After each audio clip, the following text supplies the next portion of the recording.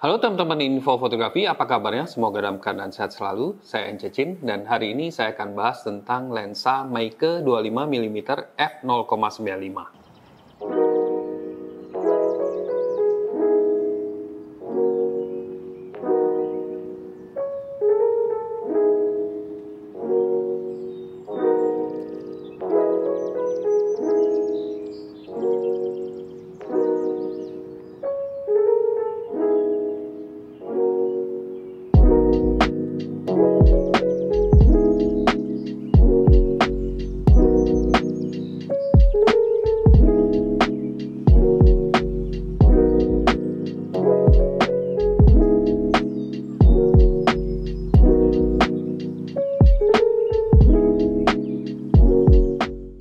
Lensa yang bukanya f0,95 selalu menarik perhatian karena bisa menghasilkan foto dengan latar belakang yang bokeh banget dan juga piawai dalam kondisi low light.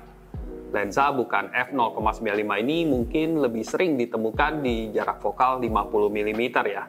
Tapi jarang sekali ditemukan lensa yang lebar ya, seperti 25mm ini. Nah, di video kali ini saya akan sharing pengalaman saya dan juga hasil-hasil foto dari lensa 25mm f0,95 dari Meike. Saya mencoba lensa ini di kamera Sony Alpha 6000 karena lensa ini memang dirancang untuk sensor APS-C dan juga Sony Alpha 73 yang full frame. Karena lensa ini E-mount, jadi saya bisa pasang ke kedua kamera ini. Hanya saja resolusi foto akan turun saat digunakan di kamera Sony Alpha 73 ini menjadi hanya 10 megapiksel. Sedangkan kalau di Sony Alpha 6000 ini tetap 24 megapiksel. Sebenarnya di kamera apapun yang saya pasang, Meike 25mm ini akan ekuivalen dengan 37,5mm di format kamera full frame. Boleh dibilang 37mm ini termasuk lebar, tapi tidak terlalu lebar banget, mirip dengan perspektif mata manusia. Selain Sony, lensa ini juga tersedia untuk berbagai sistem kamera lain, seperti Fujifilm X-mount, Canon EF-M, Canon RF, Nikon Z, dan juga Micro Four Thirds. Khusus untuk Micro Four Thirds, lensa ini ekuivalen dengan 50mm, karena ada crop factor 2 kali. Meike sebenarnya dulu pernah membuat lensa 25mm f0,95, yaitu di tahun 2016. Tapi desain dan kualitas lensa yang saya review ini berbeda. Yang baru ini katanya kualitasnya sudah ditingkatkan lagi dan secara resmi akan dirilis di tanggal 4 Januari 2023. Kesan pertama saya tentang lensa ini adalah bobotnya yang lumayan berat, yaitu di 600 gram. Tidak heran karena materialnya dari logam yang kokoh dan sepertinya akan tahan lama dan juga enak juga digenggam ya. Cuman kalau dipasang di Alpha 6000 ini lensanya ini lebih berat daripada kameranya.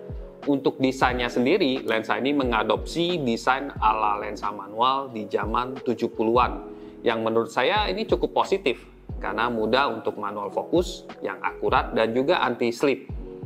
Seperti lensa 25mm sebelumnya, lensa ini cukup panjang tapi diameternya nggak terlalu lebar. Filter threadnya itu 62mm, punya aperture ring yang clickless dari f0,95 sampai f16.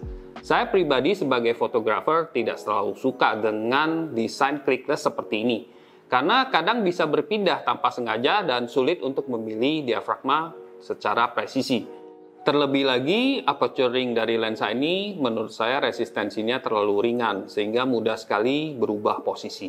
Satu lagi yang menjadi catatan saya adalah landscape-nya. Meike telah memberikan landscape yang bentuknya ini langsung bisa di slot in seperti ini. Tapi sayangnya bahannya dari plastik dan kemudian mudah sekali copot ya saat penyimpanan atau saat kita membawa kemana-mana. Jadi teman-teman harus berhati-hati dengan landscape yang ini. Ngomongin soal kualitas gambar ya, menurut Meike, lensa ini telah diperbaharui kualitas optiknya dibandingkan dengan versi di tahun 2016. Susunan optik lensa yang baru ini menggunakan 11 elemen lensa dalam 9 grup. Dan juga 13 bilah diafragma yang menurut saya cukup banyak untuk membuat bokeh yang melengkung secara mulus. Karakter bokeh lensa ini sedikit swirly atau berputar, tapi di bagian tengahnya itu bentuknya bundar dan semakin ke ujung bentuknya menjadi seperti lemon. Saya sendiri tidak melihat ada outline dari lingkaran bokeh secara signifikan. Dan di dalam bokeh itu untungnya mulus, hanya saja di bagian tengah bokeh itu terlihat sedikit lebih pekat daripada bagian tepi. Saya menilai kualitas gambar di f0,95-nya cukup baik, tapi yang jelas bukan tandingan lensa yang bukan maksimumnya lebih kecil seperti f1,4 atau f2. Sepertinya sulit sekali ya untuk membuat lensa bukan sebesar ini dan bisa tajam secara maksimal. Tapi dibandingkan dengan lensa 25 mm yang pernah saya review sebelumnya yang bukannya sama, lensa ini kelihatan lebih baik. Menurut saya, lensa 25 mm ini bukan untuk adu ketajaman, tapi untuk membuat foto yang lembut dan berdimensi.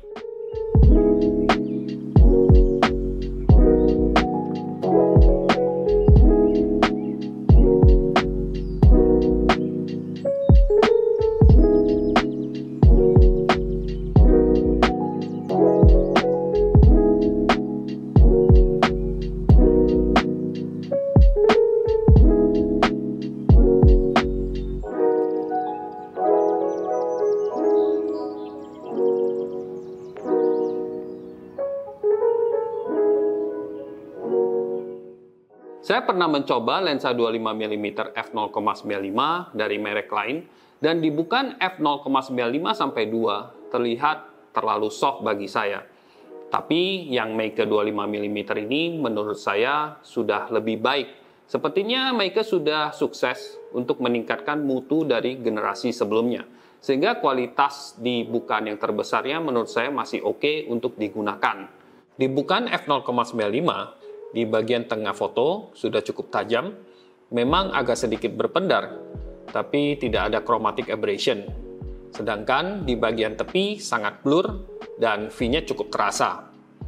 Di bukaan f1,4, ketajaman di bagian tengah sudah naik secara signifikan, tapi bagian tepi masih terlihat sangat blur.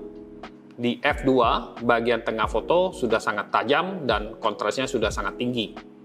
Dan di f2,8, vignette bukan masalah lagi. Untuk bagian tepi-tepi foto, saya perhatikan baru tajam sekitar f8.